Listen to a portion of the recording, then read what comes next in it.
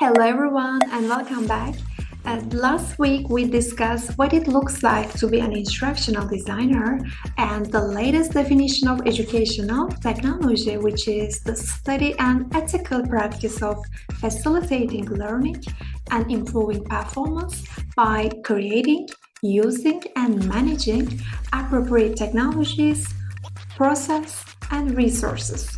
And this week we will focus on learning theories that refers to the main ways explaining how people learn.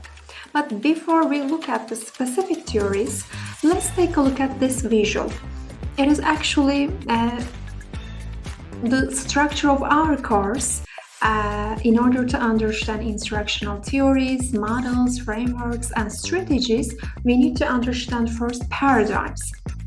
So, as a word, paradigm refers to worldviews or big way of seeing world, education, life. So this idea originally comes from Thomas Kuhn, who described them as patterns of thought.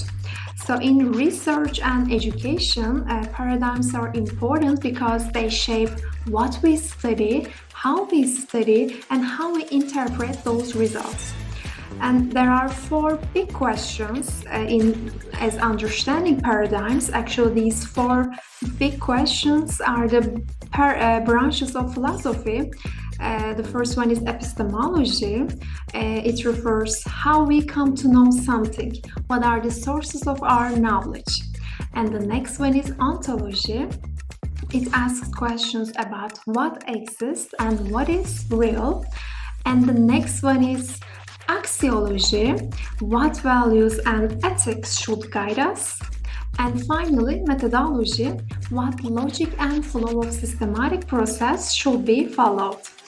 I actually love this elephant metaphor of reality to explain paradigms. So depending on where do you stand, you have a different idea of this elephant or reality, right? For instance, if you are a positivist person, probably you are gonna believe that reality is objective and can be measured.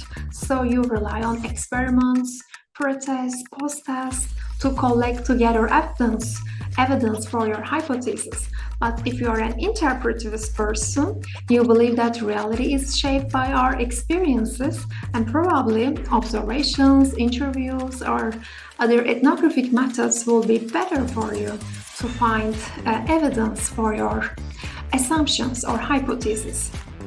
So now, as a human being, as an educator, designer, parent, learner, please think about which paradigm you feel closest to. So throughout your program, this question will be asked you a lot of times, especially when you take a research methodology course. So please think about it, which one is closest to you. So now let's take a look at the main learning theories. This week you are going to read in Module 2. The first one is behaviorism. It is interested in observable behaviors because learning is seen as a change in the behavior.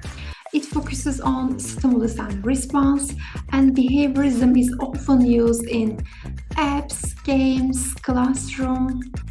For example, in a behaviorist classroom, we expect to see clear objectives, modeling, a lot of repetition, and task analysis, behavior contracts, a lot of consistency, rubrics.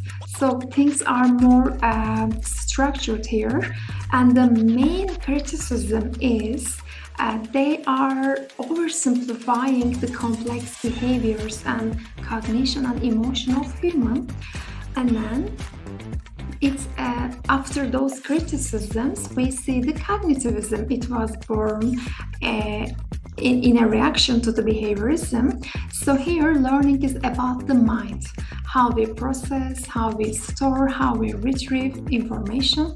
So here, short-term memory, long-term memory, sensory memory, these are so important keywords and concepts. And in a cognitivist classroom, we expect to see advanced organizers, scaffolding, active learning, concept maps, chunking, feedback, a lot of techniques that focuses on activity and social collaboration. And similar to behaviorism, cognitivism also received a lot of criticisms, and the main one is they neglect the emotional and social aspect of learning and putting a heavy emphasis on internal processes. And the next one is constructivism.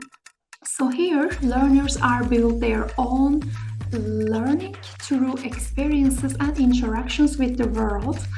And in a constructivist classroom environment, we expect to see a lot of hands-on learning, problem-based learning, Socratic questioning, inquiry-based learning, and student-centered interactions, etc.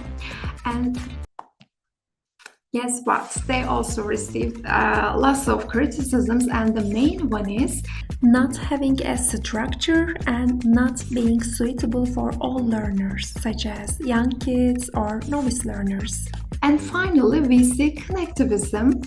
It is a modern theory for digital age, and it defines learning happens through networks, connecting people, resources, and technology.